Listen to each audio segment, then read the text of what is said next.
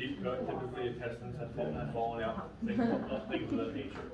So they're laying on the ground there. Guys, if you can't they're hear, screaming, hooting, hollering. Wraps are always a great thing to have for just about everything you do. To make sure that you have your trauma dressing. And then you also want to make sure that you have an occlusive. The occlusive is what covers over everything and seals it, keeping it both moist or dry, depending upon which way you're doing it. Because the Maryland way says keep it dry, versus National Registry, which says keep it moist. So, but when you're testing, both ways will work. Just let them know, I'm going to do this the National Registry way, or I'm going to do this the Maryland way. So, as I said, Maryland is dry, and National Registry is moist. If you are doing moist, then you also need sterile water or normal saline. Here in Maryland, we don't carry normal saline on the trucks. It's either sterile water or ringers, but we don't use ringers for this. So have a little bit of sterile water, drench it down really nicely. That gets applied immediately. You can double stack it, you can triple stack it, however you want to do. The biggest reason that we're stacking this is an open abdominal wound. And what I said last week, and that it's a dirty wound. Yeah. We're really not going to do much for it. What we are going to do for it is protect it. Okay, so it's not going to be some grand science. It's apply your dressing. Like I said, if it's dry, just let them know you're doing dry. If you're doing National Registry, let them know you're doing moist. Just with the water on it, apply it right over top. Occlusive goes over top of all that. If there are intestines hanging out, and there's a lot, just try to gather them up and don't push them in.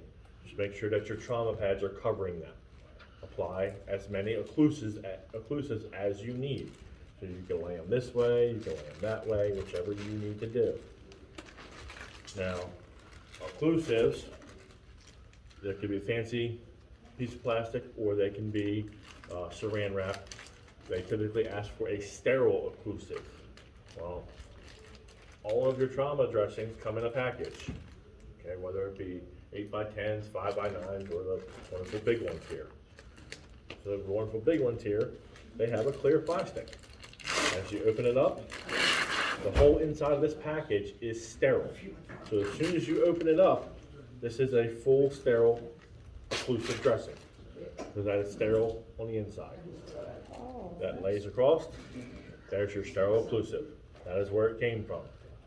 So all the packages that you have on there and all of your supplies are in your truck are considered sterile as long as they're in a package.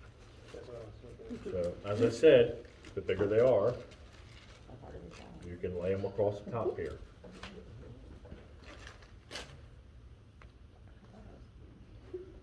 Take two. If you have a board splint to push underneath, that's fine too. If the patient's already on the stretcher for some odd reason, which they're probably almost never, especially with an evisceration, board splint is the best way to slide underneath.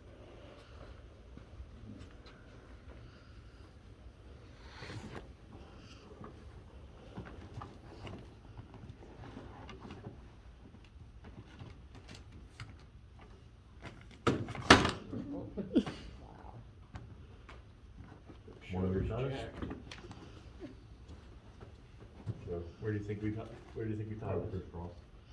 on top. No, to the sides. You want to be applying that pressure right down on top On the sides. So you want to put So pull one top, one bottom, and as you come across,